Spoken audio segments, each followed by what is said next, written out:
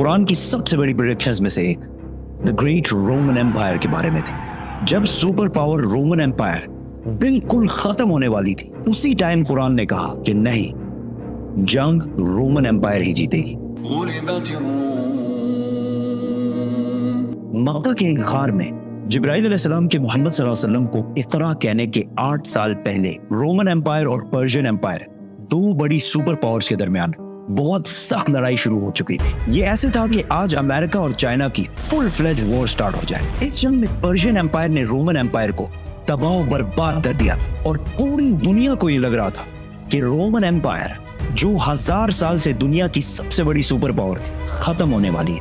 और ये Roman empire कोई छोटी चीज नहीं थी। आज तक पूरी दुनिया में उसी रोमन एम्पायर का बहुत बड़ा इन्फ्लुएंस है। ये वीडियो मैं बना रहा हूँ जुलाई के महीने। पता है जुलाई को जुलाई क्यों कहते हैं?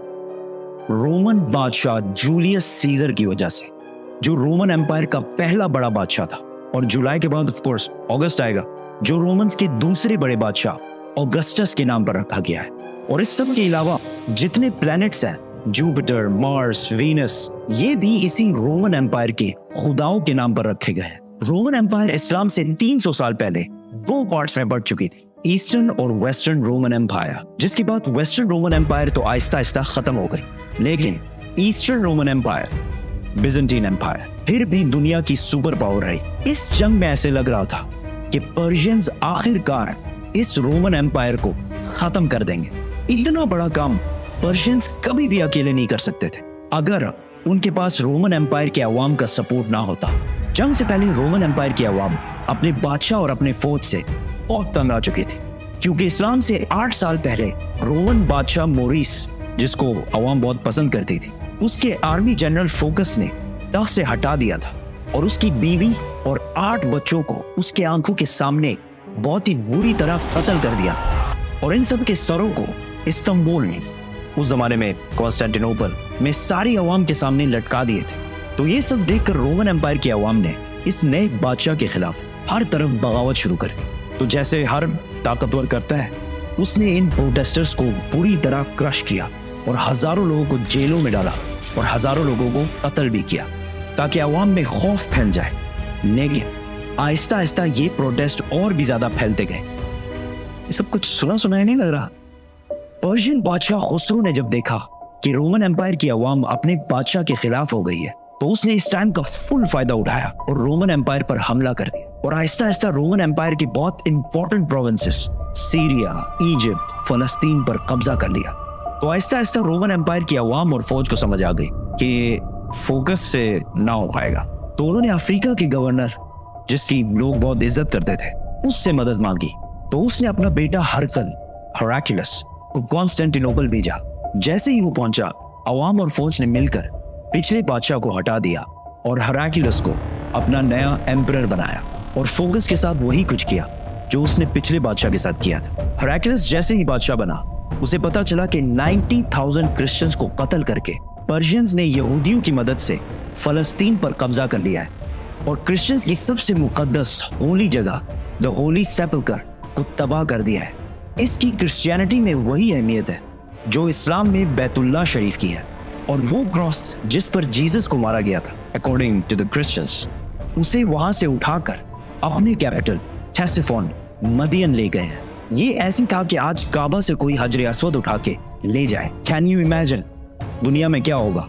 इस जंग में रोमन्स किस लेवल तक हार चुके थे, इसका अंदाजा इस लेटर से होगा जो पर्शिया के बादशाह खुसरो ने रोमन एम्परर हेराक्लियस को लिखा था, जो आज तक बिल्कुल ठीक ठाक मौजूद है। फ्रॉम खुसरो, सब खुदाओं से बड़ा खुदा, master of the whole world, to Heraclius, मेरा एक छोटा सा गुलाम, तुम कहते हो तुम्हारा खुदा सबसे बड़ा है, तो किधर है वो खुदा? और उसने जेरूसलम को मुझसे बचाया क्यों नहीं? ये सब दो सुपर पावर्स के दरमियान इधर हो रहा था। लेकिन इससे बहुत दूर मक्का के गार में खुदा ने एक आदमी की तरफ अपना एक फरिश्ता भेजा और कहा, Muhammad, read. इस्लाम ने आते ही यहूदी और क्रिश्चियंस के सारे पैगंबरों को सही कहा, जिसकी वजह से पहले लोगों को लग रहा था कि इस्लाम एक नया रिलीजन नहीं बल्कि क्रिश्चियनिटी की ही एक ब्रांच है।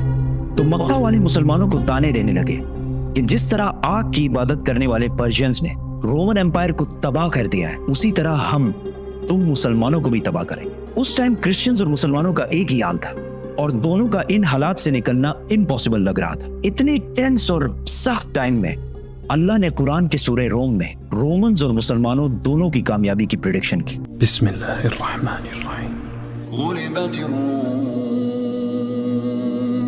पास वाले मुल्क में रोमन्स डिफीट हो चुके हैं, लेकिन इस हार के कुछ ही साल बाद ये दोबारा कामयाब होंगे और वो दिन वो होगा जब अल्लाह की दी हुई फतह पर मुसलमान खुशियां मना रहे होंगे। इन आयत में 2 प्रेडिक्शंस की गई है कि आज तो रोमन्स हार रहे हैं, लेकिन कुछ सालों बाद रोमन्स दोबारा कामयाब होंगे और उसी दिन मुसलमान भी अपनी कामयाबी का जश्न मना रहे होंगे।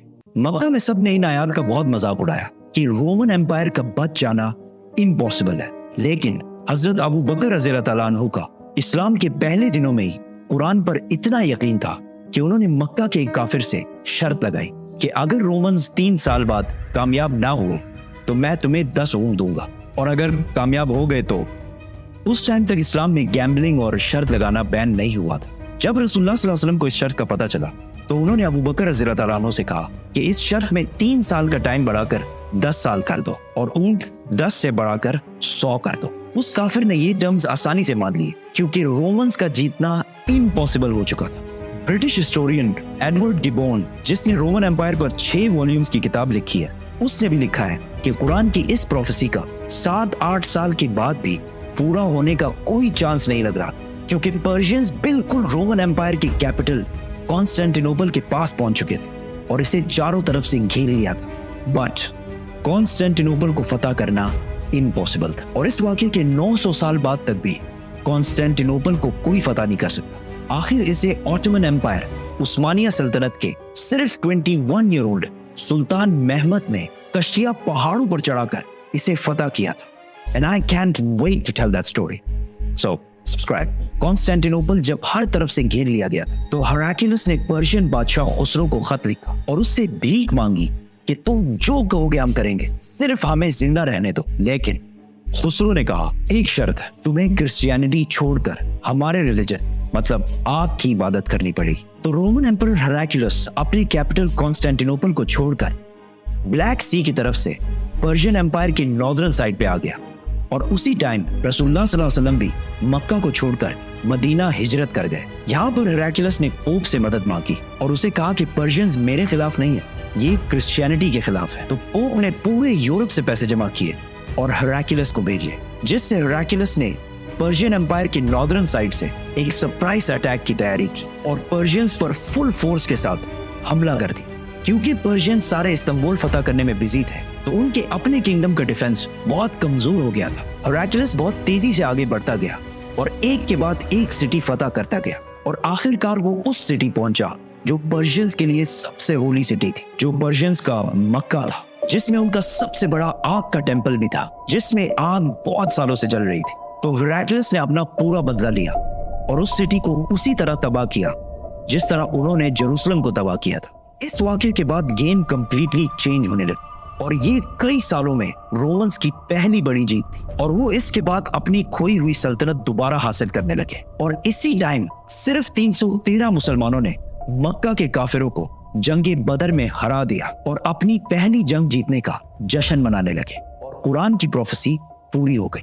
अबू बकर रज़ी अल्लाह तआला अन्हु ने जो शर्त लगाई थी वो जीत गए और मक्का के उस बंदे ने उसे 100 ऊंट दिए, लेकिन उस टाइम इस्लाम में गैम्बलिंग और शर्त लगाना हराम हो चुका था। तो रसूलुल्लाह सल्लल्लाहु अलैहि वसल्लम ने कहा कि ये 100 के 100 ऊंट गरीबों में बांट दो। हेराक्लियस आगे बढ़ता गया और आखिर पर्शिया के कैपिटल टेसिफोन मदियन को चारों तरफ से घेर लिया।